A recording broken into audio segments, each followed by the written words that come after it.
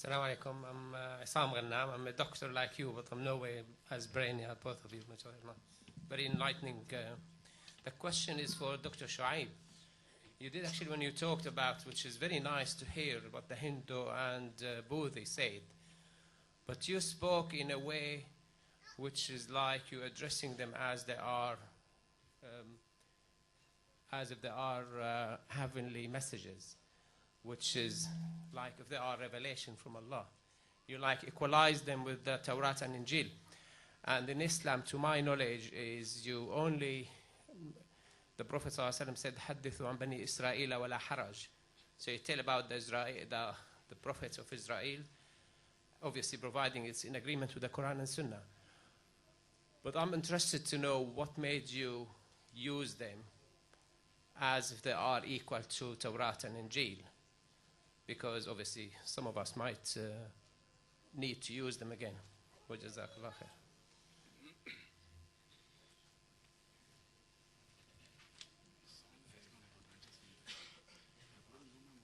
The question posed is that what made me to equate the Hindu scriptures to Torah and Injil. Before I give the answer to this question, the biblical scripture, the Bible, is no way Torah and Injil. Torah, which we Muslims believe, is the revelation revealed to Prophet Moses, peace upon him. Zabur, the revelation revealed to Prophet David, peace upon him. Injil, revealed to Prophet Jesus, peace upon him. The Christians, they say that partly it is Torah, Zabur and Injil, but we do not believe that the biblical compilation that they have from Genesis to Revelation is the Torah that was revealed to Prophet Moses, or Zabur revealed to Prophet David, or Injil revealed to Prophet Jesus, peace upon him. Now yes, it is true that according to authentic hadith, we are permitted to take the Israeli rawayat. Israeli rawayat. It does not say that you can take from the biblical scripture.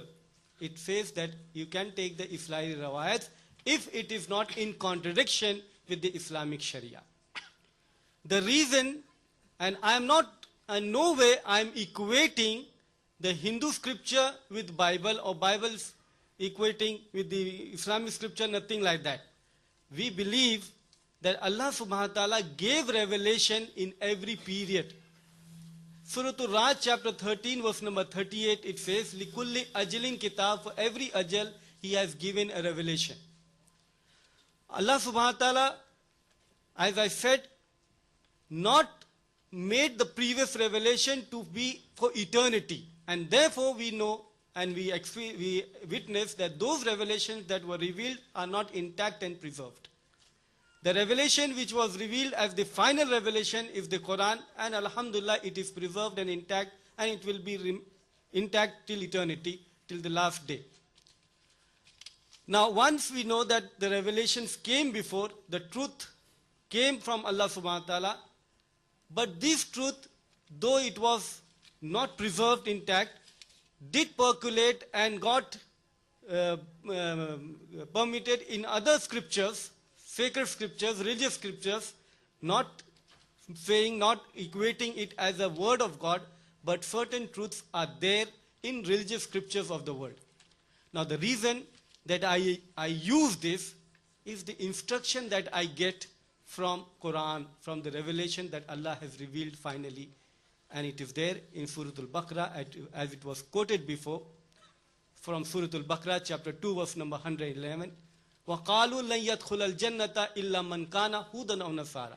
And they say in boast that none shall enter paradise unless he be a Jew or Christian. وَقَالُوا لَنْ يَدْخُلَ الْجَنَّةَ إِلَّا مَنْ كَانَ هُودًا أَوْ نَصَارَى. تِلْكَ أَمَانِيُّهُمْ. These are their wishful thinking.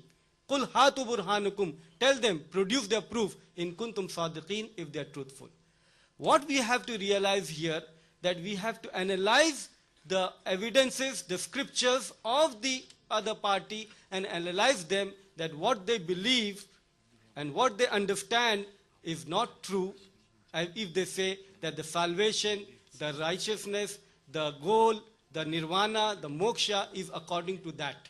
So we have to explain to them, we have to analyze and do dawah for the purpose of dawah. We have to explain and convey the message of Islam, convey the message of Prophet Muhammad sallallahu alaihi wasallam, that if we can prove from the scripture that prophecy of Prophet Muhammad sallallahu alaihi wasallam is mentioned, we should share with them.